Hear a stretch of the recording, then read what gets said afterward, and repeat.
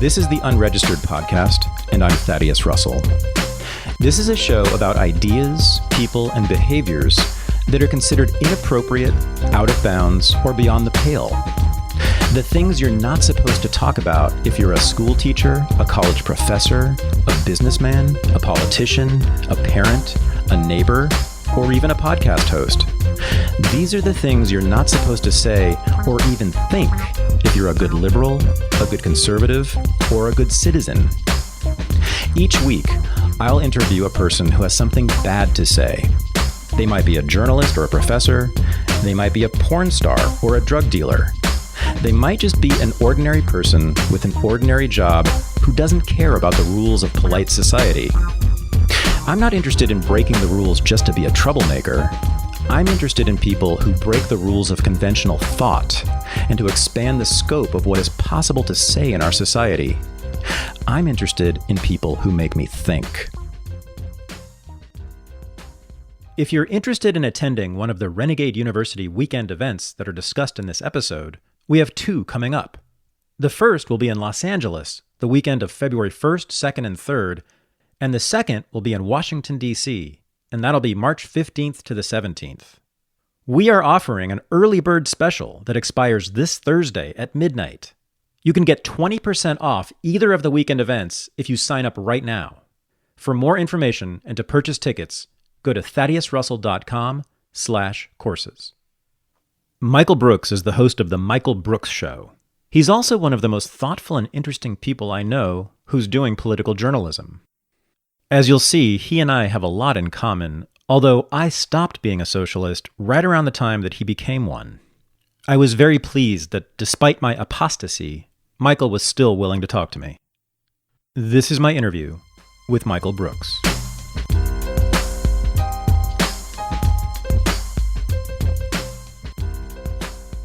So I've been trying to build bridges with the left, or rebuild the bridges I've had with the left by having people I consider to be worth speaking to on the show who are on the left, who are serious leftists.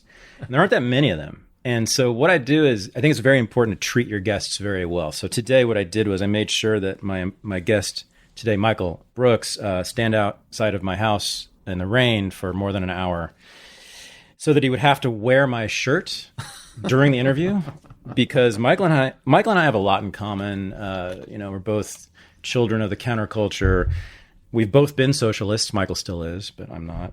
We both like our black culture a whole lot. We're both dudes, white dudes.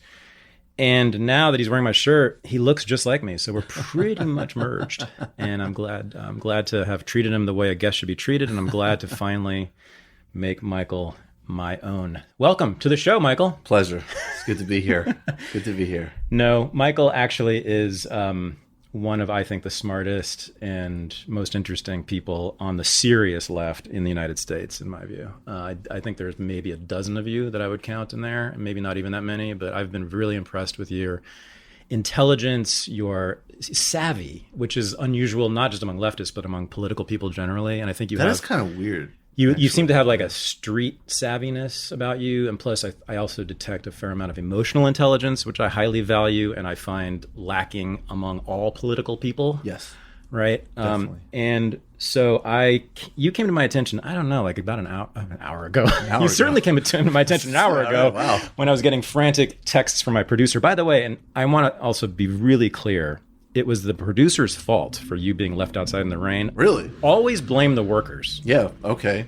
Well, I practiced that in my personal life. I don't believe the personal is political at all. Yeah, so my macro political commitments have totally, if you want to throw your producer under the bus, that's great. Yeah, no, it's always the workers' fault. Mostly because they're lazy. I don't know if you know that, but workers tend to be lazy. No. Everybody tends to be lazy. I'm a dick, and I lose track of time, and I'm late to everything, and I suck. So actually, I'm going to convert to socialism to make it up to you. It's time. Reconvert. You just need to get over whatever your stuff is with your parents. And exactly. Be a socialist. I see it. Oh, you've talked to Conor Kilpatrick, apparently. I've not talked to Conor Kilpatrick, but I've talked to other people. I think this is a very common. We're just like, Thaddeus just needs to get over his parents' stuff, and then he'll get some good politics. Awesome. Again. Okay. Okay. So this is why you're really here. Because so right. A lot of people don't know there's like this thing that I'm calling the Brooklyn left. Right. You know, I kind of guess the Brooklyn communist or socialist left. Right. Some of it's like capital C communist, like the Chapo guys, Chapo Trap House. Some of them are more, I think, you're not quite capital C. Although capital, I don't know. I don't know. I don't know on. if they're capital C. Come on. Capital C. They're at least, they're capital C. If they're capital C, then I'm definitely capital C. Oh, okay. So so I've had my run-ins with the Brooklyn communist left in recent years. I haven't talked to many of them in a long time, but the last communication I had with any of them was a nice little exchange with this guy Conor Kilpatrick, who I think is he still managing editor at Jacobin? I think he still is at Jacobin. Yeah. He's one of the editors at Jacobin magazine, which is one of the kind of center, like the hub. I think it's the kind of the hub. Very important of this. I do a lot of Bhaskar. Yeah, right. He's one of my regulars on my show. Right, who's the publisher of it. Yes. Yeah. And it's Jacobin for me. It's about 50%. I like a lot. 50% makes me crazy. But anyway, so Connor and I were arguing about something. This is many years ago. I can't remember what it was. And he at one point said, "Yeah, you just need to get over your little Oedipal struggle with your parents." And I said, "I'm looking forward to meeting you in person someday, Connor." Michael, do you happen to know where he lives, by the way? I actually don't know. I flew all the way to this across the country. I don't know where Connor lives. I think I met Connor once. He's a really nice guy. I've liked his writing, but Connor's one of the he's one of the guys that I know least. But I'm not. I know a lot of people, but I'm also like not on the scene that much in a certain way. Like some of my social life has very little to do with politics. Really? What do you do? I mean, honestly, I do work constantly. Right. I am in a space like that. Right. Me too. I go to the gym. I've started going back. Me too. To work out a lot, which See? feels great. Just like me. Synchronized. I don't know, man. This is a while ago now, but like I don't know. Go to Trinidad for Carnival. Wow. I like to travel. But in some ways, like. I don't know. I mean, this isn't a perfect example, but like I do Woke Bros with my friend Waz, which is for my patrons and the Count the Dings patrons, and we talk about politics a lot. But Waz is also a sports guy, and so I'll do a live show with those guys soon, and so that's a little bit more of like a hip hop, pop culture, sports world, and some of my kind of social life is a little bit more in that zone, right? You like your hoops and you like your hip hop, right? I like my hoops and my hip hop. Yeah. I also, I mean, it's fine. I do like that, but I also like. I mean, I like a very broad experience of life. I mean, I've still got my hippie contingent. I've still got my meditation world. I've still got my, there's the ayahuasca tip, which I'm not so heavy on. I have explored, but I'm very interested in people who are interesting, who are really living and doing different things. I think that enriches, it definitely enriches the content, how I look at things. Don't you think it's a problem for political people in general that they don't tend to be interested in things outside of politics? This is going to piss a lot of people off. Do it. And I'm going to quote Tony Blair, of all people, who is sort of like one of my enemies. He's totally an enemy, but he's also like, if I was a sociopath, I think I would be quite similar to Tony Blair. And he, in one of his speeches, a debonair fascist. Right. Mm-hmm. Precisely. I totally see it in myself. And he said, you got to be a fully paid up member of the human race to succeed in politics. And I was like, yeah, I think that's true. And I think that there is something and what he meant by that in a very shallow, he used some very kind of grating example about he was going to meet with his election agent for his first campaign, and they kind of were told him to shut up because they were finishing watching the soccer match. And he took, that was the big lesson. I'm leaving university where everything is, politics. But in the real world, even political professionals want to finish the game before they figure out, the door knocking strategy or whatever. And I think that there is something, I actually think particularly on the left, because my conception of left politics, is absolutely dealing with and eliminating basic human suffering, which totally does not need to exist and can be taken care of, in my view, 100%. But it also has to do with the idea that once you sort of take away the unnecessary and cruel suffering of like dire poverty or not having health care or this type of thing, you get to explore yourself as a full human. And so I think that like we should be doing that, even as we're also diagnosing and dealing with all the things that we don't like. We need to synchronize that. So we need to, and I mean, it's also just my temperament, my style. I like comedy. I like a lot of different things. Yeah, I love that you said that about the consequences, the positive consequences of economic or financial security. Yes. Right. And that's one of the main arguments for UBI, universal basic income. I'm very skeptical of UBI, but yes, I think that would be great. It. Yeah. I think it's probably going to be an economic catastrophe, but I'm still going to support it anyway. Until I'm proven wrong. Well, I like that kind of thing. No, I don't know. I just don't know yet, but I like the idea of it. It could be a very bad idea economically. But no, I do think the argument's pretty powerful. When you have financial security, life is good. Life can be good. It's easy for life to be good. It's possible to enjoy all the things you talk about. And find the challenges that are real and like the things that are, that are genuinely hard about life, right, as well. And I'm definitely, I think that there's another great middle ground too. Like, I don't think we need to, I think obviously people are diverse and have many different interests and capacities and so on and so forth. But also, I generally like most people I encounter. I think most people have interesting things about and in them, and I want them to be able to access and do things with that. And again, it's fundamental to my politics, but it's also fundamental to how I want to experience the world, how I want to relate to people, places, and things. Yeah. So, I mean, we agree that when people are financially secure, life is good, and we want it. I want that for people too, right? And the only question is, how do we get that, right? What's the most effective means to do that? Like, how do we get people healthcare? How do we get people housing? How do we get people adequate amount of money, right, to live with?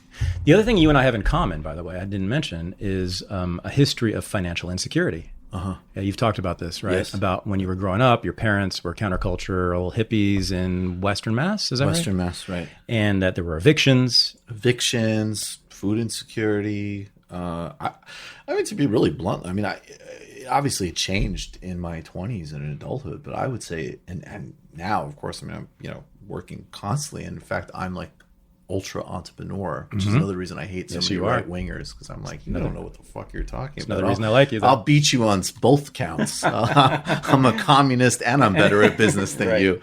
But I think that but even until quite recently, I would say, most of my life has been very on the edge that way. Me too. Yeah. I've had a few moments where I was okay. Right. But not really fundamentally. But also when I was growing up, I mean, my father always had a middle class, solid salary. But my mother and stepfather, who were the real radicals, they stayed in the movement way into the 70s and way through my childhood.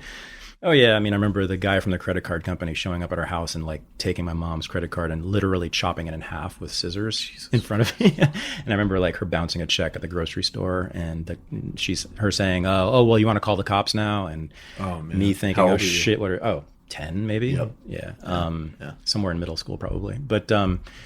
And I have certainly felt it as an adult, especially in recent years, because you and I have sort of in the same position right now, right? We're sort of entrepreneurs in this space. Definitely. Definitely. And you have a podcast and I have a podcast, et cetera. And that's all awesome. But, right now, at least I am not quite, we're getting there, but we're not quite to the place where I need to be really secure and really enjoy life. And man, let me tell you something. That feeling of maybe you might be homeless at the end of the month. Even if it's not totally real or rational, it is a possibility, and always has been for me. Right. That feeling is maybe the worst. It's a disgusting feeling, and it's an even worse feeling to be that way. Right.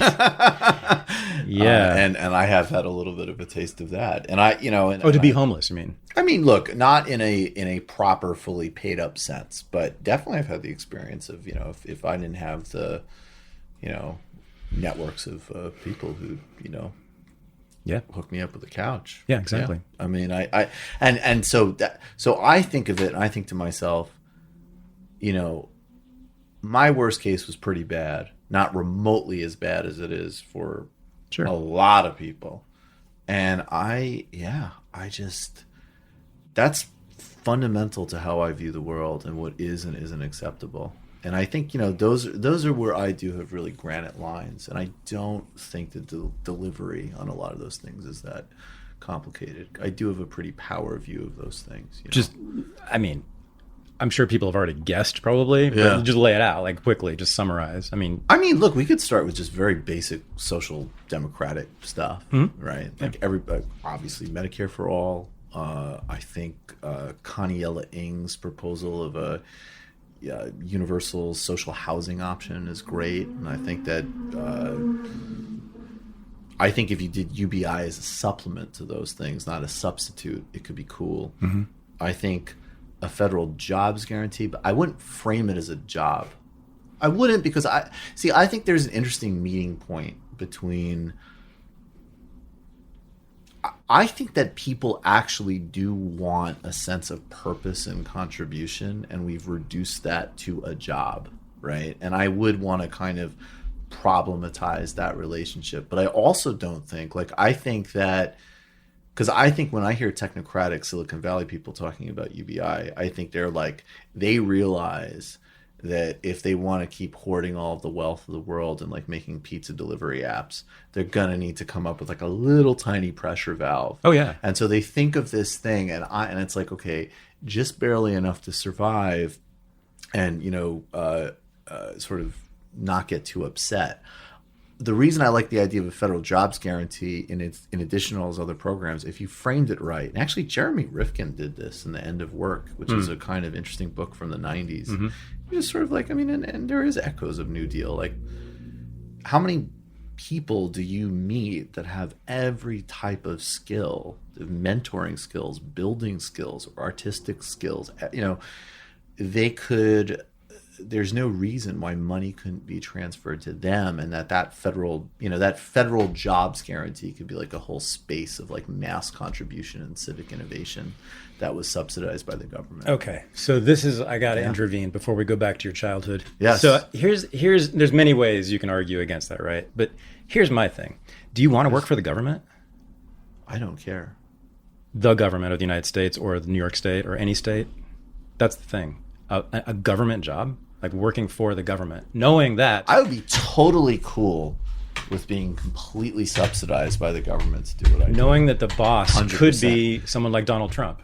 Who is more of even under Donald Trump, in people's day-to-day lives? Or Hillary Clinton, either one, right? Would be pretty disgusting to you, wouldn't it?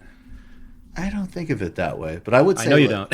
No, because also it's in people... It's funny to me, though, because it's in people's real life, there's so much neurosis about the government in this country. And government is essential and really important, and it can be engineered to be any number of ways we want to engineer it. And there's things that I would fundamentally re-engineer about government, and there's ways in which government under me would get massively bigger, and there's other ways it would get massively smaller. But on the other hand, I haven't had a single conversation with a libertarian who has a job, and ironically in most cases they all do have jobs. They're not entrepreneurs in most cases, with you being an exception. I said, who has more of a coercive power in your life, your boss or the IRS? And don't bullshit me, sure. For real. Sure. Private sector relationships and the compelled need to do something, by the way, which you just told me your not you, but it's always you've just told me your fucking Bitcoin fantasy or whatever the stupid idea you have that you don't have the resources to pursue. Who's blocking you from Just that? so you know, you're alienating about half the audience right now. One But that's love. okay, guys. It's okay. Everything's okay. I'll take care of this. He's wearing my shirt. By the end of this interview, I'll have him with us. Don't It's worry. definitely not going to happen. But just remember, it's good. It's good to it's good to hear socialism with balls. Yeah, there you go. I love you guys. It's all right. Yeah, it's all good. Yeah. But so to me, the coercive power, in fact, in terms of reality, government, saved my ass by literally home heating assistance, not going cold. The reason I was able to go to college, I mean, you know, Bates gave me a great deal, but I definitely needed federally guaranteed loans. You know, that's the actual rubber meeting the road.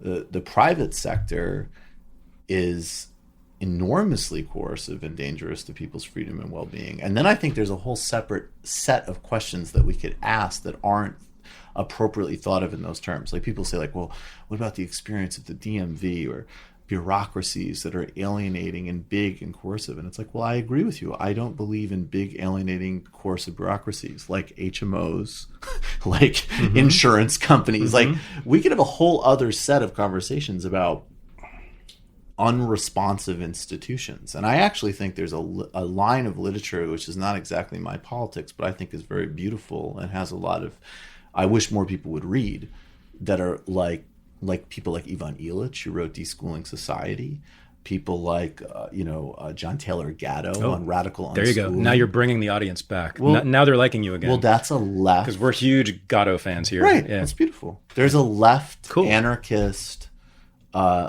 broader critique of alienating institutions that doesn't relegate it to private. You know, I remember libertarians like, oh, is there something magical about engaging in the markets? Like, look, I don't want to be put on hold and dealing with some asshole on the phone, whether it be a company or the federal government. And actually, in today's world, if you're dealing with student loans and things like that, you're mostly dealing with a extremely abusive, dangerous private company, A bank. Yeah. A bank. Yeah. So, those are kind of my mixed parts of that answer. Yeah. Yeah. I think I'm exactly halfway between you and the libertarians on all these things. Yeah. So one of my beefs with libertarians is that they tend to be deaf, dumb, and blind to the kind of coercion you're talking about. In the workplace, the boss becomes a dictator. I agree with you. Is a dictator. Sorry, there is no First Amendment in the workplace. We've established this in the court system. We know this, right? You know, then the libertarian argument against that is a good one, but I don't think it's totally sufficient, which is, well, in a market in which there's competition, you can choose your boss. And that's true to some extent. Not extent. In practice. Now, here's where I'm still a Marxist, Right. okay? Right. I believe that the working class are those people who must work in order to survive, right? Right. I like that definition. It makes sense to me, and most of us are in that category. Right. That means there is some coercion, some compulsion. You must go work. You must go work for this stranger you wouldn't ever work for otherwise, right? This is work you wouldn't do if you didn't have to. Right. In capitalism, in even a perfectly free market economy, not the corporatist bullshit capitalism we have now, but in a perfect libertarian free market economy, there's hustling, there's anxiety, there's insecurity, there is submitting to the dictates of a boss, probably, unless you're an entrepreneur. But for many people, it will be all those things you're talking about. I completely agree. Also, there's no perfect. I mean, the other thing that we would probably totally disagree with is that their fantasy about some perfect market could never exist, and there's always a government institution. Has been historically, yes. But literally there is, because even if we set this up in the future, there's still going to be a governance structure setting up the rules of the road of that. There's no way that you can have a functioning marketplace of any kind that didn't have rules of the road set up. And the question is who are you writing in favor of? Mm-hmm. That's it. Yeah. There's no way of escaping that. And that's why the other contradictions about libertarians is it's like you have to ask yourself, especially because one way in which maybe I'm not capital C is I'm not a particularly utopian thinker. Like, I think we could have a radically better world with radically better human well-being, and I'm totally committed to that. But I'm also like, there's always going to be problems, there's always going to be contradictions, there's always going to need to be fine-tuning. In America in 2018, I am a radical statist Marxist. In the Soviet Union in the 1980s, I would probably be hanging out with Václav Havel and, doing free union activism. And I would like to think. I think you would have been in a punk band. Or I would be exactly. And that's on the same continuum. Right.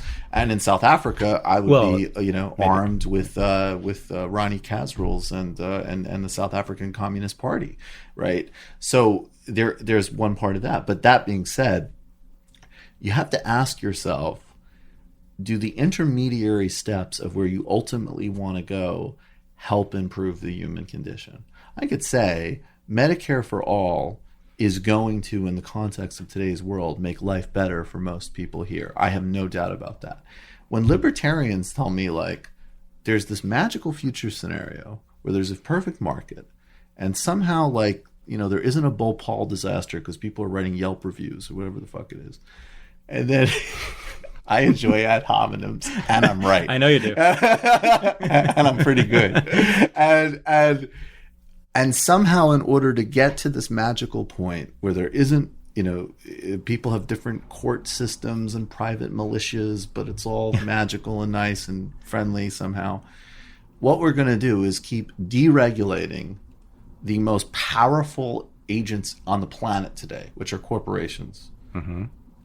And we're going to allow them to own politics, pollute where they want to pollute, write their own rules for everything from human safety to derivatives trading, all of which right now in our present world will decrease human well-being across the board. But somehow, through a project of sort of secular theology, if we just kept doing that, it would end up in some better place. I just never, and I don't buy left-wing versions of that argument either, right? Like I don't like accelerationist arguments. What is that, by the way? Acceleration. Yeah, I've heard about this. Acceleration is like make shit worse before it gets better. Oh, right? that. So that argument, yeah. I don't. So like, look, I think it goes. I mean, it's pretty obvious what someone like me is going to think of Hillary Clinton, and I totally pick Hillary Clinton over Trump because I've lived in those margins, and I know the difference in a rider in a fucking legislation bill, which people in these podcasts and everything, it's not exciting, it's not all the stuff that the rabbit holes people love to go down. But I know the difference between $100 million for a home heating subsidy and not. Yeah. And she's going to deliver that. So it's better she's president. Yeah. And I don't believe in squeezing, because that's the left version is like, if you really squeeze people, there'll be a revolution. Oh, that old radical revolutionary. Total bullshit. It's not even borne out by left-wing terms. Like the Soviet Revolution happened when things were actually relatively more opened. Right, in terms of like, at least in terms of a sort of liberal political opening. So I'm not someone. Yes. I don't believe in a even on my side of it. Anybody that starts talking about a sacrifice now, usually it always involves other people's well-being. By the way, for a future scenario, I'm like, we're fuck out of here. I'm not with that. Yeah, I'm neither here nor there. So for me, capitalism is a system of anxiety. And I don't see any way of getting around that. Even in a pure, as I said, free market system. Socialism, on the other hand, is a system of depression to me. And I don't see any way around that either. Explain that. It's even worse, actually, than depression. That's actually more of a classical libertarian and classical liberal beef with socialism is that it's not productive and that people get stuck and there's no incentives. I mean, I suppose that's all true. I don't think that's true at all. We just expanded. Human beings are no. I don't believe. That. My point is, I don't care about that. Let me make my argument against socialism. Okay. Yeah. Go ahead. My main argument is this. It requires nonstop work. Why? We all must work. Why?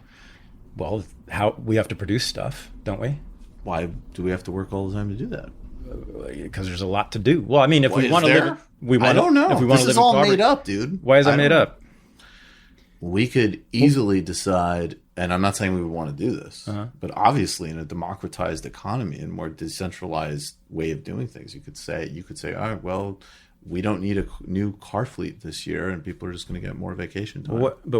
Then who makes the decision? I thought socialism was economic democracy, and so we all make the decisions about all economics. Well, there would obviously have to be collective decision making, right? Which is work. That's the work. Oh, you mean you're talking about literally the work of politics, of like socialism, parliament, of socialism, of being socialists in a socialist country.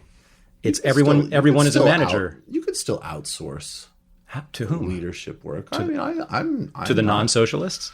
No, parliamentary socialism is a totally viable thing. I don't think there's ever any... I think that there's never going to be a project, and maybe this is another way in which I'm not a utopian. I don't think there's ever going to be a project where there isn't some type of outsourcing of some parts of decision But don't I have to go to meetings?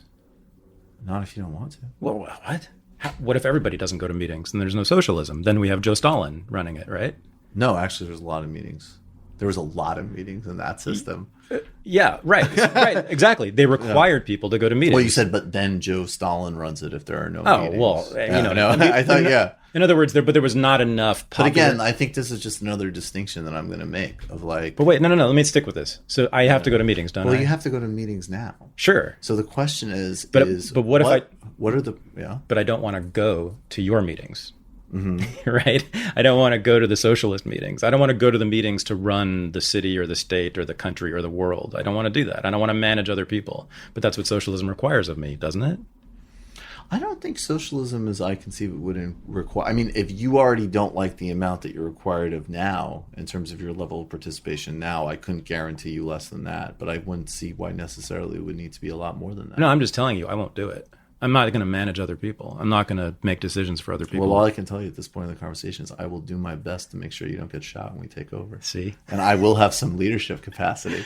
No, so, I don't. So I don't 32 minutes. 32 minutes in, and you're already shooting people. I love the joke. No, I don't. Well, I don't. there you go. I don't. No, I don't. I just don't see it like that. I don't. I think that there are this is where it is relevant to bring up like Scandinavian examples, not because that's where I want us to go, or I think it's like a utopia, but it's like the melodrama. I guess it's like conversely with markets.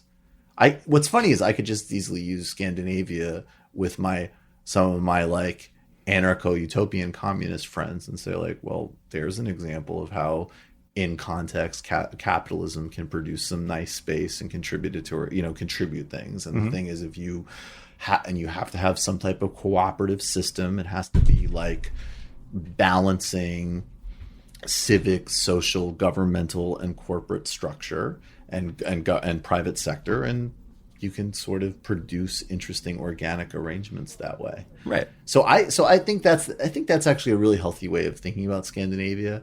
Some people, it's like the backlash to Scandinavia has gotten unhealthy, right? Like it's like people used it for way too long as like, it's already done. These nice mountain kingdoms in Europe figured everything out. And then people on the left came forward and were like, well, actually, these places have a huge amount of xenophobia and racism, and they're homogenous countries, and we're a way more complex society, and there's some truth to that. And then people on the right were like, well, actually, they're really sad because it's gray there, or whatever the fuck. And then it's like, okay, this is all true. And we literally do have models of places that have pretty successfully given us some roadmaps as to how you can balance these sectors and achieve broader human outcomes. Right. So, yeah. So, they're social democracies. They're not socialist countries. So that means that not everyone, as far as I know, is required to go to meetings. I don't think everybody's required. I think the question that becomes... But most people are. Because, no, they're required to co-manage their industries in the most part in Scandinavia. No, they have union leadership. No. Well, yeah, I mean, they're democratic. That's what I said before. Yeah, they're democratic unions, but they're members in this, so they participate in the management of their industries. Yes, there's no way that that's ever going to be avoided. Yeah, and that's both social democratic and socialist. Yeah, and I'm down with that. Right, and I won't do it. Okay. I won't do it. I won't manage. I think actually most people would happily do that. Well, just no, I know, but I'm just telling you. Yeah. I'm announcing to you and your comrades that I won't do it. So cool. Have your podcast. Yeah. Well, no, you won't let me. No, actually, you can't. Most people would. Not because you're not a nice guy, but because you can't. I'm not a nice guy, but you could have your podcast. My point is, you can't. No, why? How could I? Why not? Well, first of all, I'm going to be... especially in the micro entrepreneur space. Why there would have because no I'm gonna, problem? Number one, I'm going to be subverting the whole project you have constantly on my podcast as I'm doing now, right? That's fine. Maybe for a while, but it's more actually fine. But more importantly, actually, I think than that is simply the fact of me refusing to work. You're not refusing to work. You're participating in the third leg that we just discussed. You're in the You're in my world, and even fucking Zizek says this. Like, again, this is another funny symmetry. It's like, first of all, I think Doug said this on your show. Doug Lane. He said it with you. Literally, the marketplace itself is the least problematic part of capitalism. I would tend to agree with that. Like the actual exploitation of labor, stealing people's labor power and turning it into profit is a problem. Coercing people into work is a problem. The idea that like somebody goes to, your page and goes, oh, I think that's an interesting. I'd like to learn about renegade history. I'll pay you $100, or somebody goes to patreon.com/TMBS and there you go. wants this full, brilliant experience of the Michael Brooks Show and pays me $8 a month or $100 a month. Just for example. That's great. And it's also great if somebody has like their little, farm to table restaurant. I also think the other thing, and this is funny to me because I'm so skeptical of so much innovation discourse, but it's like, if you look at the world and the amount of human ingenuity there is, everything from reading about how a company like Exxon, who obviously I think is fundamentally a menace, but is still fascinating organizationally, to like the Madrigon, which you would cooperatives in Spain, which would freak you out because I know all about them. Meeting. But exactly. Right. That would freak you out. And of course, much more dangerous to you than the people who are going to like eliminate your ability to breathe in 10 years. Makes total sense. But that being said, setting all of that aside. I'm telling you, there's a lot of lazy people out there like me. There's a lot of lazy workers. We covered this earlier, so right? Great. Start a podcast. What are we going to do with them? Live off of welfare. I don't know. No. And that's actually where I have more optimism. I think that if we let a space open, I think that the type of work models and the type of things that people generated, and I think especially, by the way, if somebody said, if their enterprise was at, like, I could see a scale of business and market activity which didn't involve, say, public health, the environment, or was at such a scale that it implicated the types of things that I think do need to be more, broadly accountable. I'm just like, cool, go do it. Why don't we have a totally micro deregulated environment? Outside of whatever. I got you. So on the lower, you can't sexually assault your producer, right? So you'd have like obvious stuff like that, right? Yeah. but whatever. Set your own work hours, set your own pay scale, whatever the hell you want to do. So you're okay with what's called a mixed economy. So you would be happy with having some market activity in the lower levels of the economy. There's no doubt, but not at the highest levels. I'm not at the highest levels, and it's also because of, like, I think as I agree with Bhaskar on this, it's because of a kind of, I think corporations at a certain level of power cannot be restrained. And I also think there's certain sectors that I just wouldn't feel comfortable in private hands. And I realize that there's some people who are going to be like, oh, no, full socialism means there's no this, there's no that. I just don't make statements like that. That is, again, maybe I share that trait with you. I'm just allergic to that. Anytime I'm far more sympathetic, and I am a Marxist, and I get where people are coming from when they make a declarative statement like that, more with socialism than libertarianism. But anytime somebody says to me, my political project means X, set in stone, definitive for all time, I just don't buy. Because I literally don't think that takes us into the Islam stuff, for God's sake. I don't think anything is totally fixed like that. Okay, so this is why I think political people and socialists and lefties in particular have no lives outside of politics. It's because socialism requires the political person, right? It requires the political personality. They all have been like this. All the major socialists, all the major people on the left in history have all been like this. They've all been I don't think Nelson very Mandela puritanical. was like this. Oh, completely puritanical. Nelson Mandela was not puritanical. Of course Do you he was. remember the story about one of the first things when he got out of prison, and these workers made him a beautiful new Mercedes just for him, and he talked about how much he loved it. He went to an opening of a stock exchange. It was a celebration for having his face on the currency, and he's like, "Now this means you really made it. I can't hang out with poor people anymore." No, that's not a puritanical guy. The ANC certainly was. Libertarian, but the ANC guy. The African National Congress very much was. So in some respects, they did not countenance what most Black South Africans were really into in the 1950s and 1960s, which was jazz and Hollywood. That's not true. No.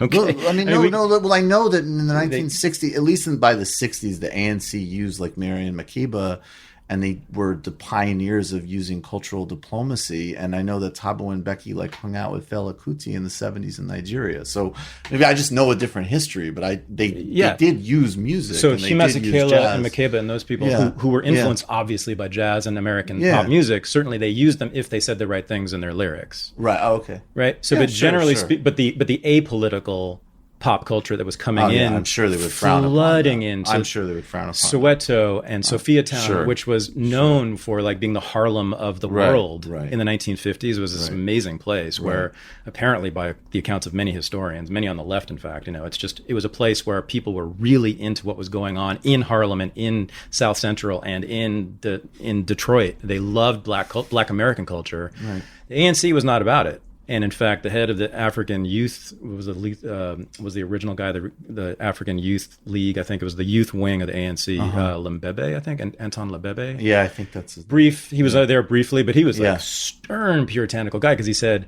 hey, we need a revolution. Right. And he was right about this, okay? Yeah, he was right. My point is his analysis is correct, right? This is also why I'm not a socialist. So hang on. That's another extreme example. But hang on. He said, so what we need is a revolution, and a revolution requires intense discipline among the people if we're going to have a popular revolution, right? Right. Completely correct about all that. And by the way, that's exactly what Lenin said. That's exactly what Marx said. That's exactly what Eugene Debs said. That's exactly what every socialist who knows what they're fucking talking about has said, because that's what it requires. So their analysis of socialism is the same as mine. It's the reason I'm not a socialist, and it's the reason they are, apparently. But that seems to me inescapable logic, that we must be disciplined and must work for it to work. Huh.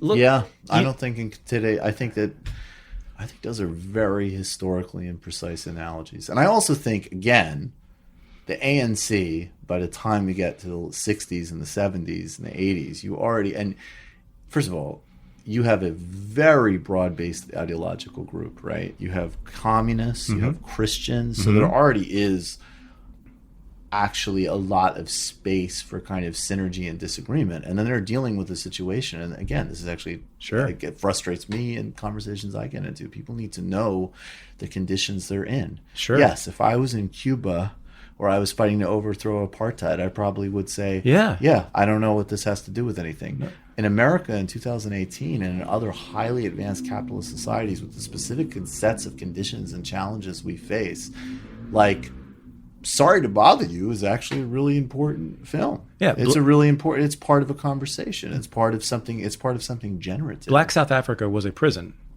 It was an open air prison. Yeah, it was an open air for prison. Decades. Right, precisely. And so if I were living there, I mean, I would like to think, at least I'm sympathetic to this idea that, I might actually pick up a gun and I might actually want to discipline myself, and I might not want to go to the movies because I'd really rather live in a place not like a prison. Precisely. Totally down with that, but that's not socialism. That's just liberation from segregation. Right. Well, then I agree. That's a totally different thing. It's something that I don't know that it's a totally different thing, but I do think that those conditions are radically different. And I think that some of the things that are happening now that are productive and interesting conversations are, like, I think strikes are awesome. I think strikes are super for any important. Purpose or for any reason. What do you mean? Like any strike? I think the teacher strikes are really important and really good. No matter what they're asking for? Everything they were asking for, I agreed with 100%. You mean the recent strike in West Virginia? Yes. Okay. 100%. Which was what? What were they asking for? They want more money, and they also wanted more resources for their students, which wasn't covered as much. I completely am with those. And there's obviously electoral things that I think are useful and helpful and important part of the picture. But I think like what's actually happening now is those kind of questions, like what actually makes sense in this environment, in this time, to generate it. And some people, I understand like the imagery and the ideas and the theories, and some people that, historically I look back upon and I think are actually quite impressive and inspiring in some ways, but they're in entirely different circumstances. So even from like, you're using it to undermine socialism, but even people that are using it to try to prop socialism, I'm like, guys, we're just not, we're not in that world. So we're going to confront a very different set of, contingencies and questions. I mean, even what the Kurds are doing in Syria, that's fascinating. And I think they are. You mean the communist Kurds, the so-called anarchists, whatever they are, the communitarian, collectivist Kurds, collectivist Kurds, right? With the women fighters and all that, the women fighters and all that, and it's funny that you mentioned that, because it's like one of the things, and I'm not in any way. I'm very sympathetic to them on a number of. I'm sympathetic to Kurds, period. Sure. But it's like, yeah, I mean, that there is a completely different historical circumstance right there. Is that they are incredibly socially media savvy, and they know exactly the types of smart stories to beam back to Vice and people like me, and through social media. So those things, which I'm not saying aren't genuine commitments, but they're quite strategically aware of what they're communicating to the world. And that's already entirely different. Which is a reason I would say, well, it's one reason I would say be careful with the Kurds, right? Because I mean, I am sympathetic to some of what they're going through, obviously, and historically, but they also require help from superpowers. And so they're when they're reaching out to you and Vice, they're really reaching out, I think, to the feds. I mean, well, first of all, objectively, they get air support from the United States. I don't know I think they're more savvy than realizing. I mean, maybe Vice has something to do with it. I don't influence the feds as much. No, I don't think so. Although I should. I know. I know you do. I'm very savvy. So where did you get all these crazy ideas? Because your parents weren't really political, or your mom was political? My mom was fairly political. Your dad was a hippie? They're both pretty hippie-ish. Okay. My dad was my dad was pretty, my dad was kind of, he loved Dick Gregory. But my dad was very, my dad's more on the culture kind of side. Yeah. And sometimes, and he was very contrarian. So he would, especially when we wound up in that area, sometimes he would, say conservative things just to piss people off, right? Basically. Although his politics, it's interesting. I mean, he's very, like he liked Obama because Obama's a good dude. And he has, certain, but no, my mother was more, definitely more political. My grandmother, she was a, union worker at Penn Station. That's had an influence on me. My grandfather on my dad's side was a socialist who was in analysis when he was a young man with Wilhelm Reich. Oh my. And I remember I went and was visiting my grandparents in Long Island, and I was reading a James Baldwin book when I was 15 or something, and my grandfather was like, I knew him.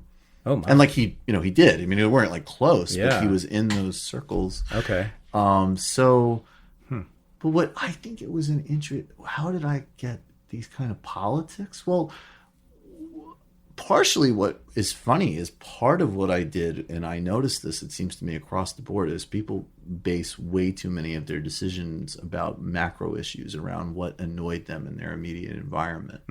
So I could tell you, and it's funny because some of the things like in kind of woke culture, I experienced like 20 years ago as a teenager, like totally before they were like mainstream things, right? Like growing up, my family left New York, and when we were growing up in like Northampton, Massachusetts, it was like, it was, and I'll start with like, obvious positives, right? Like gay rights weren't in question. Like there was like stuff that now is relatively mainstream was still like in the main culture, like, people are winning elections campaigning against marriage equality, right? And whatever we think of like, bourgeois, blah, blah, blah. You get my point. Like it was. So some people don't know what Northampton is. So Northampton, Massachusetts. Famously lesbian town. Famously lesbian town, famously liberal, famously. So Smith College is there. And so a lot of this stuff, I mean, and it was funny because, that was your hometown? That was my hometown mostly. Although, but my family was I lived in Northfield, Amherst. Similar. Okay. Well, no, Northfield, no. Northfield and Shelburne Falls were not. Shelburne Falls was like a for real, out in the middle of nowhere Yankee town. I've been there. And Northfield was like a WASP New England town. So I actually also spent a lot of time with a chunk of my friends and social groups growing up were pickups and shotguns because that's out there too, and farms. So it was a weird mix of a lot of things. But I would say that, I was, plenty annoyed by sanctimonious soy bullshit. But we do whey now anyway. Yeah, right, protein. Right. Whey protein is far superior. Well, yeah, whey protein is far superior. But I think that, I was able to look at, I remember one thing my dad did say to me that was very smart. Is he said, only rebel against us insofar as it serves you. And I remember like, well, I can't really fucking argue with that. Dad. That's a pretty jujitsu move. Well done, Dad. Yeah, that's an armbar right there. That's a flying armbar. I was like totally like Rogan. I was like, damn. Fuck. No, that is really, I love that. That's very, I love it's transactional. That's my politics. Yeah. Do a cost-benefit analysis for yourself. For political questions. On political questions, do a cost-benefit analysis for yourself. What do I gain from this or that other policy? Well, I think we were doing that. Rather than speaking on behalf of other people, which is what political people of all kinds do all the damn time. But I'd say especially on the left, but everyone does. I think we're doing that all the time, though. We're always mixing those things. Oh, I know. Everybody is, and I think that's the problem, though. But I have no problem owning that. Like, I'll tell you, like, so first of all, okay, so it could be if I fulfill, the goals that I have in my life, I might be, penalized by the type of tax system that I'll vote for. I have no problem with that. Mm-hmm. And then also there's a hybrid too. I mean, this gets more kind of abstract than I like to go. But like, as an example, in my self-interest, I find it physically, morally disgusting and repulsive that we have the level of wealth concentration in this society and people and things, as I say, the basics, healthcare, housing, all that stuff isn't taken care of.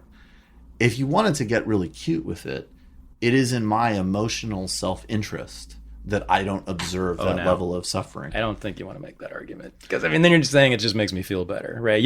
That's not my argument. Yeah, okay. I'm basing it off of you. This is not how I view things. But it's not how I view things. Okay, but you said I'm just saying, even in the kind of space you're setting up of doing a self-analysis. Okay.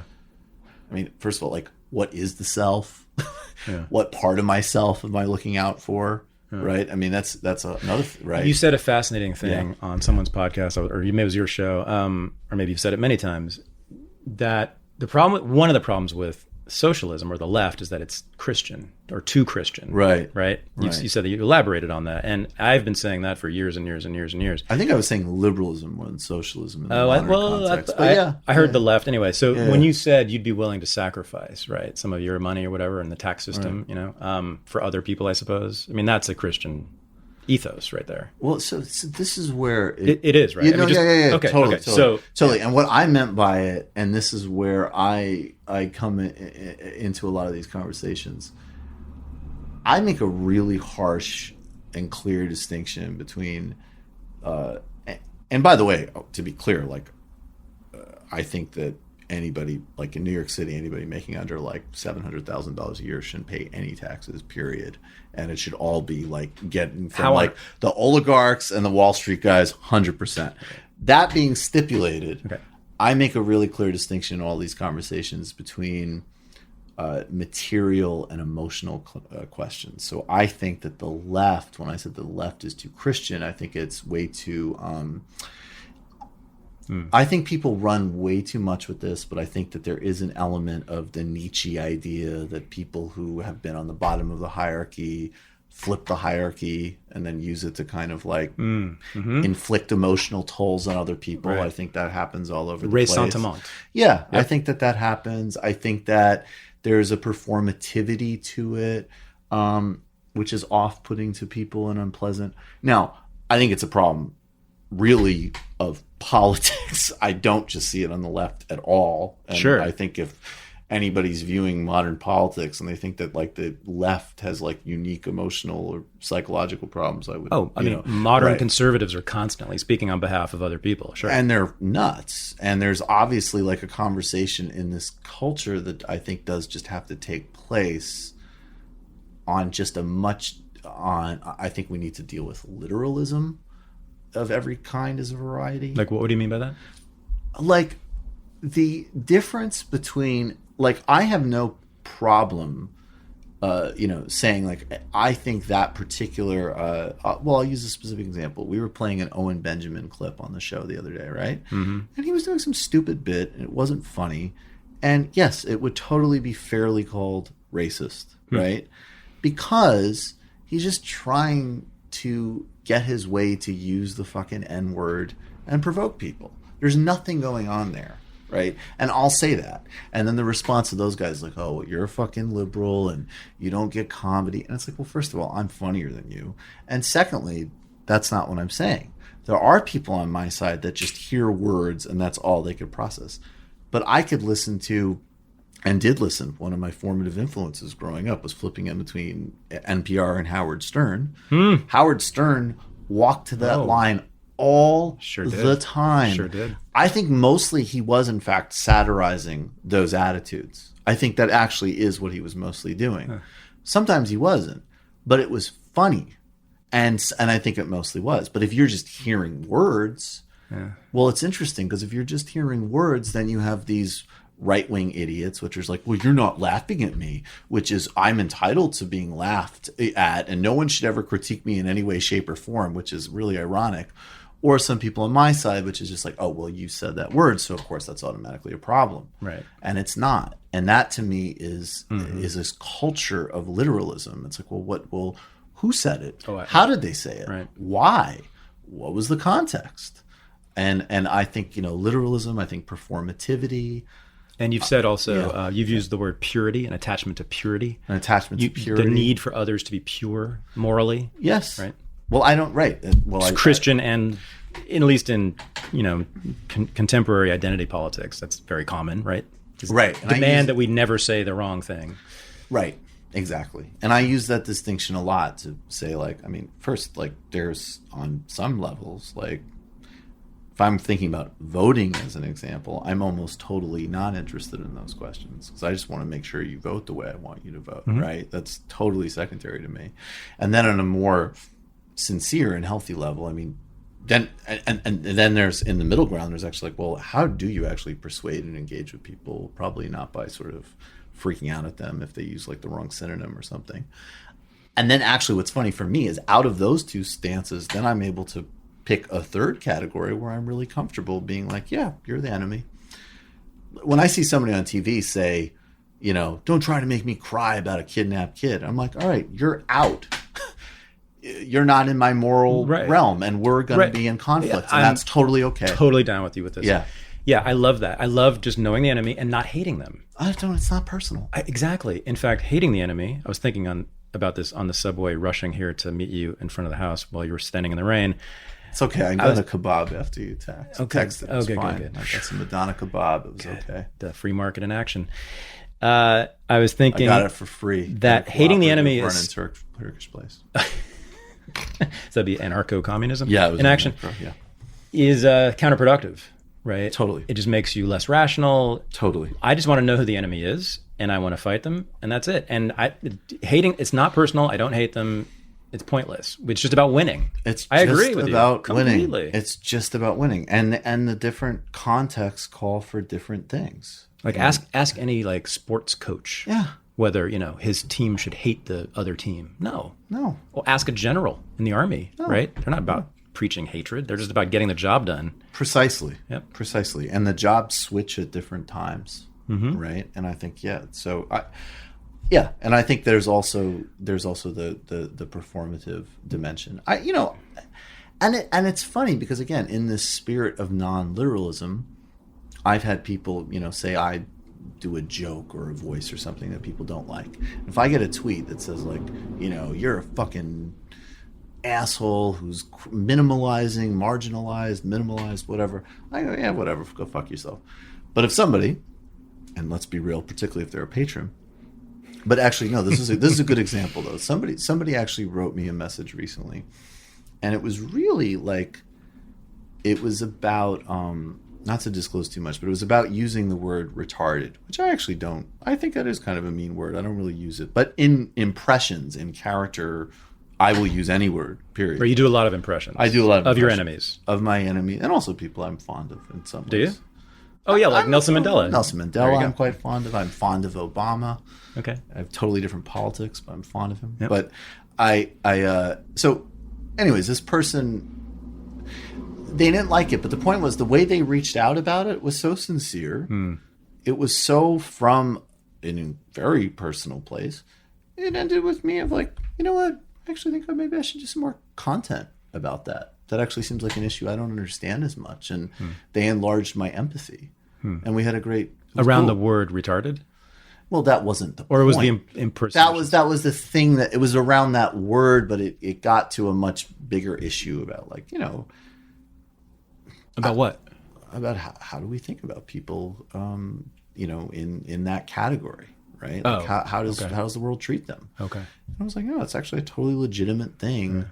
And what's interesting though is, like, and that is actually why I'm also so skeptical of so many conservatives who constantly whine and bitch about this stuff, because I have been, like, I remember Hillary and Bernie, I got called sexist all the time. I was like, I'm not. So I can engage with this and not freak out and not say, oh, you're suppressing my free speech, because I'm not, and I will deal with it. Right. I remember one time I was at a panel and this guy was talking about how Hillary people were manipulating identity politics in the primary in a very crude way. And he goes, oh, I just can't believe you hear one of you guys talking about this. It happens just all the time. I was like, oh, well, the difference is you're racist. I'm not. I was like, I can explain that to you. That's an easy one. Yeah, I got you. Don't worry about it. If you have any more questions about how you people operate, you can ask me anytime. So, you know, I've been thinking about your impersonations. Yes. I'm ambivalent. And if I even begin to sound patronizing, smack me, okay? And I will. Yeah. I'm ready. I've been training. But I'm ambivalent. I'm torn on it. Tell me. That's really interesting. Yeah. On the one hand, I love impersonations more than anything. Right. It's just my favorite thing. And it just never fails to crack me up if they're good. And the impersonations, the ones that I've heard, you know, are of people like Jordan Peterson and Sam Harris, people that you and I sort of agree on. And so nothing bothers me about They're the enemy. That. It's just, I actually think strategically, it's not the best. I think that maybe, I could be wrong, but I think that it tends to be a substitute. I know you make incredible, I want to get into this too, like you make very detailed, sophisticated, complex, nuanced arguments about those guys and against those guys and against their ideas that are not ad hominem in any way. But I think occasionally you let the impersonation of the voice take the place of an argument. And I don't know. So it's not about impersonations writ large. You're talking specifically dealing your with impersonation of Nelson Mandela, right? Obviously is sympathetic, and so it's fine. It's not, you're not arguing against because there is him. just an element of what I do. Like one ex-girlfriend said to me, she said, it was so funny because she's totally not like, she was, you know, it's like Haitian, like Brooklyn, like not of like not in this world, right? She worked in a totally different sector. I don't even know where she put, but she was like, you're half reckless, half Al Jazeera. I was like, that is actually really true. Yeah. So there is an element of right. what I do. It's like, you know, I am an entertainer. I am a comedian on some level. Yeah. So that's kind of the thing that I feel. I think you're probably right with specifically with regards to those characters. And the balance for me is that, well, one, you know, I'm indulging myself because I think it's funny. Fine. And two, I do find, though, with a large contingent of their cultists, and I use that word very consciously. I'm fine with that. And as long as you can prove it, which you can, have. Yeah. And I will say that I would feel, honestly, I mean, I fucking love adulation. I love public appreciation. I love it.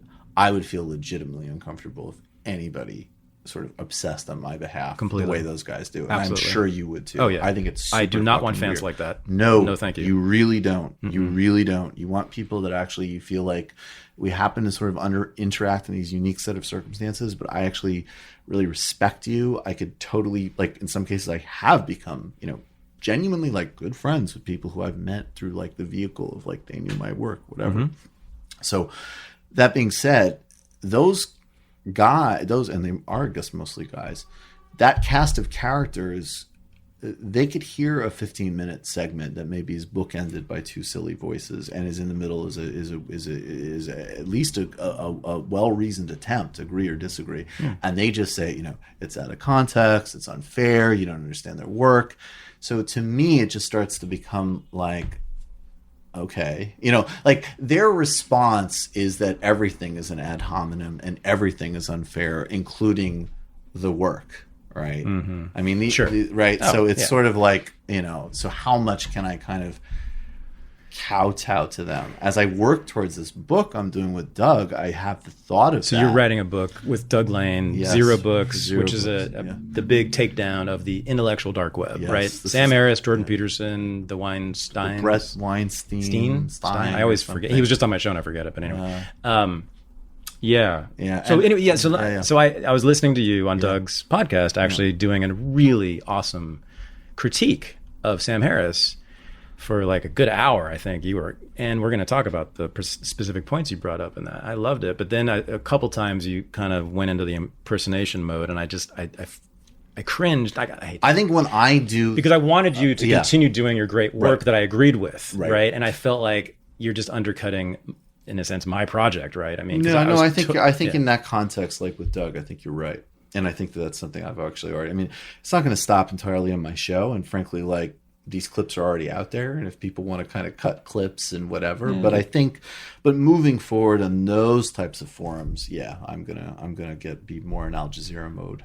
Before we turned on the mic, I did my own impersonation of Sam Harris. So I'm not saying never do it. I'm just solid. saying publicly. Yeah. I know think it just my shows- strategically, yeah, no, it's I, not a good idea. I think no, That's I think all. I think you're right. Yeah. Yeah, I Okay, think cool. you're right. Good. But don't stop them because I love them. I mean, just deploy them more strategically. Yes. That's all I would say. Right. Right. Well, the thing about Peterson is he, like, because also, like, you know, when I'm co-hosting Majority Report, you know, I'm in the main chair once a week, but when I'm co-hosting, I really am kind of like sort of a shooting guard and moving the ball, and there is like a much more of like a Right. I got to pop That's the right. pressure valve, and you know, Jordan Peterson specifically, I mean. It would be almost condescending not to do him. Because he really wants it, is what you're saying. I mean, just even like the way It's not a bad point. He just hand delivers you. I won't do the impression, but like it hit me the other day. I was like, you know, like free pussy, but healthcare only for the rich. Like he just gives you like. Wait, that's what you think Peterson's platform is? No, not it's. This is well, actually, yeah. I mean, when you kind of are constantly talking against the social safety net, but then talk about like enforced monogamy and needing young men to have sex. Yes, Oh, I mean, see. it's very it's Okay, easy. It's yeah. not what I'm going to write in the book, but Gotcha. it certainly works enough for a joke. Okay, yeah, I you gotcha. know, Yeah, so yeah. it's sort of like a, you know, it's just. I think with Harris, I mean, I probably would I have to restrain. I mean, I really don't like the guy. Yeah. And you know, Right. yeah. And I don't either. Yeah. And I think you and this is I'm saying this to both of us, okay? Yeah. Yeah, I yeah. think we need to chill I agree. on him, and we need to be less obsessed, and we need to let them do their thing. I mean, write your book and do that and make the critiques. Well, It's all great. my desire is to write a book that first of all has, you know, it really has to be using them as a case study to illustrate bigger things, and hopefully it makes a dent and cracks some ribs intellectually and culturally, and then like I'm done. And they go away. That's my intention. Yeah. They go away, or I'm like, okay, that's it. I'm pretty sure they will go away. Yeah. If we just let them. Yeah. I think they're in the process of essentially hanging themselves. And just give them the rope. Awesome. I think so. I don't see it. It seems to me to be a fad. I think you're In right. large part. I mean, they'll always be around, but they're not going to have the following they have. There's just no way. Right.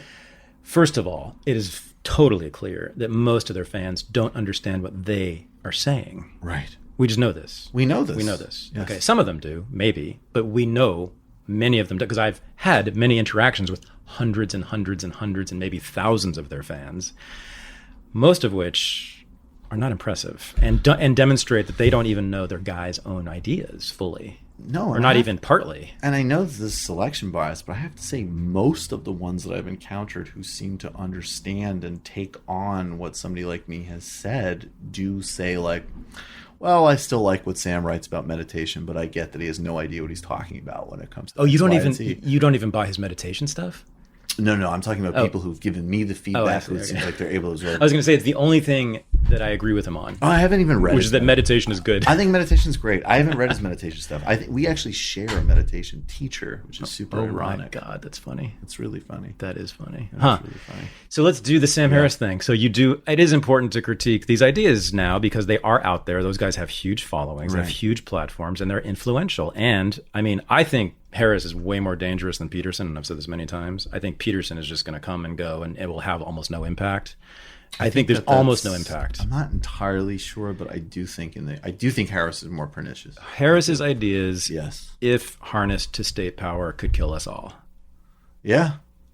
I actually kind of agree with that. Because I don't, and I don't think there's any question about it. Private sector power, I think there's no mistake that he's trying to be like a courtier for Elon Musk. Michael, if it's objectively true that Islam is dangerous and violent, and it's objectively true that all other forms of civilization and society other than ours are objectively inferior to ours, and we know that the United States military can remove all of those aberrant societies and cultures, I don't get it. Of course, his ideas, the logical culmination of them is World War III. I mean, I was on a conversation recently. I mean, that... No, I was on a I know you agree, but I'm just thinking about the audience thinking I'm overstating it, but I don't see how you... It's scientifically true that other cultures are inferior to ours, right? That is clearly Sam Harris's fundamental principle argument. And you're not saying, just to be clear to people that will freak out by this, you're not saying that Sam Harris is saying the second part of what you're saying. Yeah. That we should do. No, he doesn't go there. No. Right. But it's just to say... Well, occasionally he does. But usually he does not. It's like a thought experiment or whatever. Right. But it's like, to me, it's like, I get very irritated. This also was the thing with Trump. I mean, when during the Republican primary, maybe you think this is uncharitable, but I always thought Trump would win the Republican primary. And people would say like, really? He's saying all these racist, crazy things. And I was like, right, he's going to win the Republican primary. This is the perfect candidate. Like the perfect. If I was a Republican, I'd vote for Donald Trump in a heartbeat. So with Sam Harris, it's like I actually flip it. Like, when people are like, "Oh no, I love Sam Harris, but of course I oppose the Muslim ban, and of course I'm concerned about civilian casualties." I'm like, why? Makes no sense. Right? Aren't you reading this guy? It's incoherent. Yeah, that doesn't make any sense. Right. If you're reading him properly, you should totally support killing as many people with drones in Pakistan as we can and banning Muslims from the country. If I accepted his arguments about Islam, I would not want a single Muslim on the Western continent, period. I mean, he has, I think, supported every single military intervention in the Middle East. I mean, again, he plays all sorts of word games, so I think he technically opposes Iraq. I don't know. There's another thing that really irritates me about him. It does? Oh, my God, dude. There was actually a really good piece by a guy, Merrick Sullivan, who I had on my show for a primer on Steve Pinker, which was a separate guy that needed to be taken care of. And I agree. I probably agree with you on this too. Yeah. And he's actually Merrick Sullivan. I'm sure he's on the left, but he's a theology PhD student at Oxford and like a quiet, brilliant actual writer guy. And he wrote a piece called for Counterpunch about Sam Harris called it was something like Quantum Harris, how to be in two places at the same time. And he just showed this like Harris method of like, well, this is horrible to say. I'm going to say it. Horrible that one would say it, but it needs to be said. Like he does so, and that's also the other part I think of him that does become maddening. Because he's so... Peterson says things that I think are abhorrent, I totally disagree with, and so on. But, like, he at least does just say them. Yes. Right? Like, there isn't this... I mean, he plays a little bit of word game in this, but Sam Harris is, like, the par excellence of, like... The column I wrote in defense of torture, that's an anti-torture column. And to suggest otherwise is totally defamatory. It's like, okay, Sam. Okay. Yeah, no, actually, I think Peterson does the same thing, actually. I think he doesn't. He does. Neither one of them ever finishes the sentence, is how I put it. That's right. That's exactly Which right. is, so for... Right. Now, okay, you and I could be completely unfairly imposing this logic onto these anodyne statements that they made. This could be... Well, you and I could be doing this, so we might be wrong about this. Okay? Unlike them, we're willing to acknowledge but here's I think our argument, yours and mine on that, it's like, for me, it's Peterson's like, I'm pretty sure what he's strongly suggesting is that we continue or live in a society that is organized around biblical principles. Yeah. I mean, I don't see any other escaping that. I mean, that seems to be what his project is. I mean, that but he's never said that. Right. He's never come right out and said that. Right. Same with Harris. It's like, well, okay, so Islam is objectively evil. And period?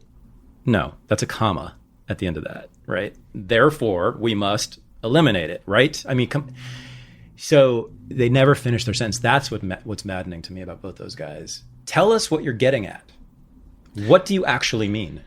Well, what's so amazing is that they don't, and then at least when Harris is pushed, the closest he gets to it is, this battles of ideas stuff, which the other irony about Harris, and this is, I guess, at least, Peterson's weird because Peterson's trying to naturalize mythology and evolution, which is a very weird project. But, Harris, so... Sorry, to be fair, he says, right, this, his argument, what he says is, it's not an argument, it's just a statement. He says it over and over again. We must empower the moderate Muslims. They're not doing that. And that is No, but that's what he does say. And that's what I was going to say. So first of all, that's his answer. That's to him, he would say to us, that is the end of my sentence. So you being on a podcast in LA with some, Muslim that's part of your crew is objectively not doing that. This is where Asma Jahangir recently died, right? She was a Pakistani human rights and feminist attorney, right? And by the way, the type of person that, again, maybe people criticize these tendencies in a US or European context. In a Pakistani context, total respect for the unbelievable physical courage and awesomeness of this woman. And, but my point being, she was quite literally a Muslim moderate feminist based in Pakistan doing this work. And, I don't even know if Sam Harris even knows who she is, let alone mentioned her name. Or even somebody like, Rafia Zakaria, who I've done work with, who's actually, brilliant and much, I'm just saying it isn't on the ground. And then the other thing that I do want to touch on that does lead to what I said with Doug, which is just so bizarre to me, is that it is, it's not materialist in a Marxist sense. It's not materialist in any sense, his arguments about how these things work. So even somebody like Robert Wright, I love Evolution of God. Evolution of God is an awesome book. And Evolution of God is basically just you want to understand why the Quran has contradictory, fragments, and some of them are really awesome and compassionate and open, and others sound really mean. And we're when Muhammad was writing the nice stuff, he was in an alliance with these other tribes and things were flowing. And then in this other part, he actually needed to invade a city to advance a political agenda. So the lines were harsher. Now, I'm not saying that's the whole picture either, but already as soon as you read that, you're like, oh, I'm in the world. This is a human experience I recognize. People acting in materially oriented, self-justifying ways and using culture and religion as an extension of that. And in some ways, and first of all, the book is not just about Islam, it's about all religions, because we're all Western religions, but it applies everywhere.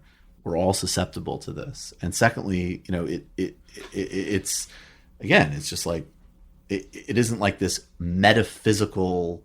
Islam is this thing, and it's divined in these texts. Ironically, it's an incredibly religious and metaphysical way of reading these things. He calls it bad ideas. Harris That's a religious concept. Calls it bad ideas. That's a religious concept. It's unbelievable to me. Yeah. So, which brings us to this critique you made of Harris, and we're not going to devote the rest of this to Harris, but on Lane's podcast that I loved and I hadn't thought of myself, which was that I had noticed for a long time that he never mentions history. No historical events. Never. Ever. Never. Doesn't seem to be aware of them, or I don't know if he's deliberately avoiding talking about history, but you called that not only intellectually bankrupt, but a war on our way of thinking, on a particular way of thinking, which you could call historicism or contextualization, historical contextualization, Absolutely. Which you were just doing with the Quran. That Precisely. Kind of analysis of ideas, people, events, movements, ideologies, right? Placing them within their historical context. Now, I don't think that's the only way to analyze things, and we'll get to this in a second, but I do completely agree with you that he is at war with our epistemology, way of knowing, which is that there are bad ideas. He says they're objectively, you can objectively ascertain this, but whatever, it's just a moral claim. But anyway, And that's it. And once you decide what is a bad idea in the world, there's no point in talking about the history of the idea, Michael, because it's just a bad idea. So why discuss, I mean, sure, we could do, so I think he would say, well, it's sort of like, Jeffrey Dahmer. So let's talk about his childhood, right? Well, why would you do that? We know Jeffrey Dahmer was a mass murderer, killed children. I mean, that's terrible. We just put him in prison. And he would be right, maybe, with Jeffrey Dahmer, maybe. Even then, I wouldn't agree with him. But he might have a point there. Right. But not with Islam. Not with the war on terror. Right. Not with you're talking about terrorism. Not with, And it's just, and that's the other part that I just find so extraordinarily. Yes, it's a war, and I would say on multiple ways. I think it's a war on historical context. It's a war on all forms of empathy. And I mean empathy not just in like the gooey sense that people use it, although I will defend that. But like literally, I did a project in college. One piece I had to write it was in like the later part of the Bush administration, and the exercise was pretend you're an Iranian policymaker and write a brief on your nuclear program, given the geopolitics of today, right?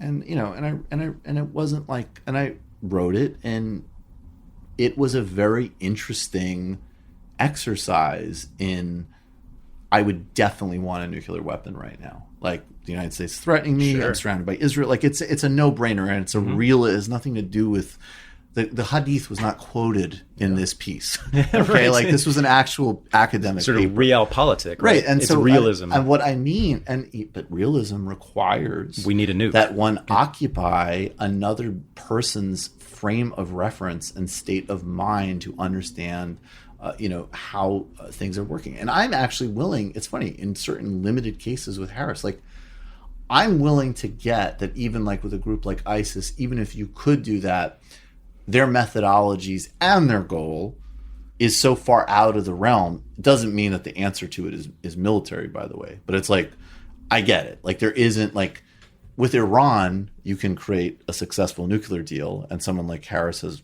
nothing to say about that. I mean, I think actually literally nothing. I haven't seen him say anything on that. I could be wrong.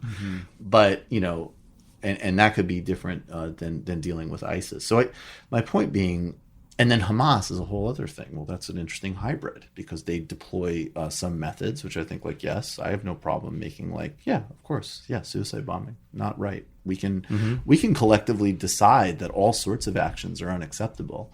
Also, their political grievances are totally terrestrial and legitimate, right? So we can disaggregate all of these things, and we can argue inside them.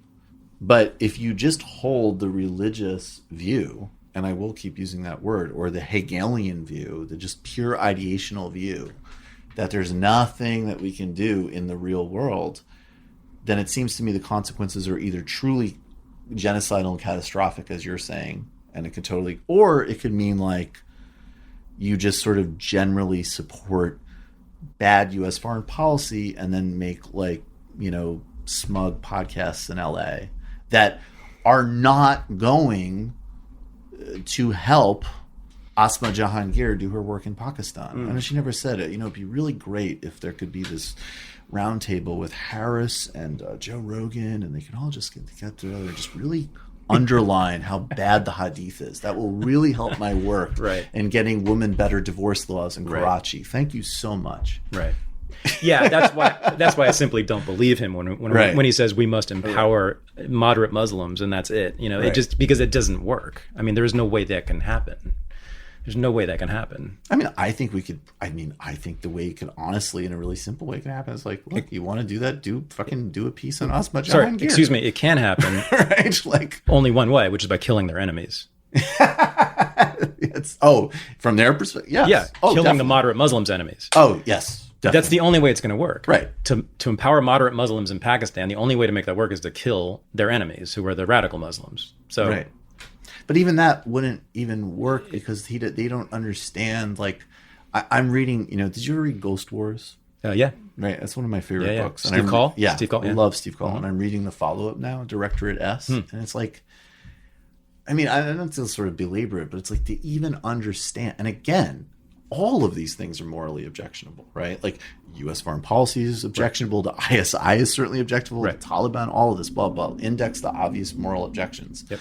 But even there, it's like, what a moderate versus a radical is in practice is such an amorphous, like the Pakistani Taliban did have more of a sort of Al-Qaeda, they kind of actually did morph into a much more sort of global sort of operational thing. The Afghani Taliban, who have terrible social policies, all the rest, of course, they really were from the beginning and up until this day were essentially like, just want you to get the fuck out of Afghanistan.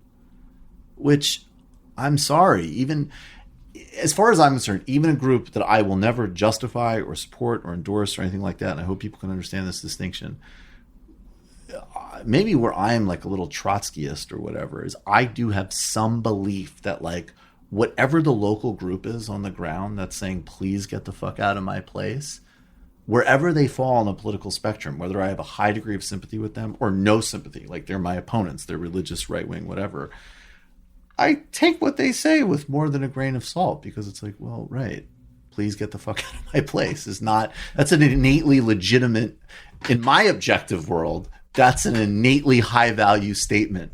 Get the fuck out of my place. I enthusiastically endorse that idea coming from the Taliban and Al-Qaeda. I do. Right. None of the rest of what they say. Right. But I enthusiastically endorse that point. Of course. Yes. And then even understand, but even that, it's like, just the machinations of like, well, what is the Taliban? They say that, but are they really actually representing Pakistan? And then what is India doing there? And then how do you actually bifurcate like these totally different stages of economy, these three countries operating at my point being that like literally none of those questions could even begin to be addressed by Quran is bad. Right.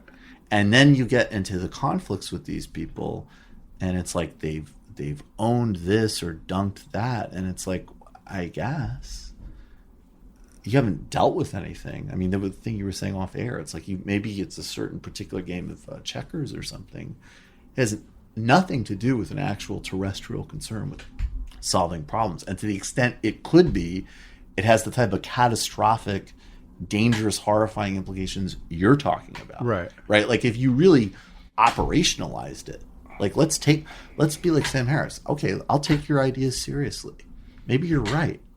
Well, it would seem to me, as I said, bare minimum indiscriminate drone strikes and Muslim bans. Bare minimum. Yep, absolutely. Yeah. All right, we're done with Sam Harris. Yeah, that's it. Once you finish your book, I want you to move on. And I'm going to move on too. Move on. And we're going to check in on each other. It's going to be like AA. We'll be each other's sponsor, right? Hey, did you think about him today? No, not once. Did you say anything about him? No, I didn't talk about him. We're done. And then they'll go away, I promise you. Beautiful. I love that. I have a really important question for you. Yes, sir. Which has nothing to do with that. I'm into it. Do you smoke weed? On occasion, yeah. Do you want some? I have some edibles to give you. What time is it? Because I've given you a shirt, and I'm going to give you some weed, too, what time is it? As a gift. We have about 2 minutes. 2 minutes? Maybe 3. Just to take with you, not to get high now. Yeah. No, as a gift. Sure. Yeah, good. I would be honored. Good. Thank you. Second question. Yes. Will you allow weed in your socialist republic? I mean, I think the obvious. It's not great for the work ethic, is what I'm saying. Dude, I'm telling you, you're going to make me work, and I'm telling you, I'm going to smoke weed. I'm telling and we're going to have issues. You can have your podcast. We're friends now, but I'm afraid you're going to kill me someday. I would never kill you. You promise? Yeah, I actually do. You're really not that high up on the list. Oh, that's nice. Because honestly, there's a lot of people that I would have. Meaning I'm not so important, or because I'm not so bad. Both. Or both. No. I give you the shirt off my back and weed, and you say this to me. Made me wait. Nice. Thanks, man. Time is money. I'm enough of a Marxist. I take capitalism very seriously. You do indeed. Thanks for doing this. I'm sorry I made you wet. Oh, dude, no, this was so much fun. And thank you so much, I have a feeling we'll do some things in the future together. Oh, yeah, definitely. I got some ideas I want to run by you. Oh, that'd be great. But I think some of my fans, I'm sure, hate your guts now, and some of them are probably interested in talking to you more because my fans are the best. And I had Heidi Matthews come to a Renegade University event in New Orleans. Cool. And I hope she gave you a hard time. She did, and she gave my fans a huge hard time. But they loved it. They Yes. love talking to people who are actually true, principled, smart opponents of theirs. And it was a blast intellectually for everybody, including Heidi. So There was a concept I was thinking about having you actually I would play love that to. role maybe next time. Anytime. That Cool. sounds really fun. The last thought was, I think actually Hunter Mott said this. We did a illicit history on the social roots of innovation and debunking the lone genius myth. And one of the things though that was interesting that I don't know how it can apply to so many conversations, or it can, but I don't know how practically it would. But one of the things I really liked that he said was that in just like more on the, literal like corporate innovation and brand side, which I was a little bit around in my 20s, the understanding right now is that what produces the best results is a complete, deep, sincere, and real emotional safe space. Nice. People need to really trust each other and really know that they have each other's backs, and a totally ruthless space in terms of ideas. Oh, and I love intellect. that. And that's the synthesis. That's it. Yeah. That's what I'm trying to do. Yeah, it's cool. That's where it's at. Hell yeah. All right, I'm going to give you some weed. You're going to give me my shirt back. Yes. You're going to go get your train. I have a really nice shirt. And I want It's good. hopefully dry. Right. And I want you to have a really good weekend and not do any work. I'm not. I'm going to the beach house with my family and sleeping. Right It's on. an Airbnb. Right on, comrade. Thanks, brother. you Thank you, next time. comrade. Absolutely. Here you go. Thanks, man. Thank you. This was the Unregistered podcast, and I'm Thaddeus Russell. To support the show and become a member of the Unregistered community, go to unregisteredunderground.com. To get information and to buy tickets to the Renegade University weekend events in Los Angeles and Washington, D.C., go to thaddeusrussell.com/courses. Thanks for listening.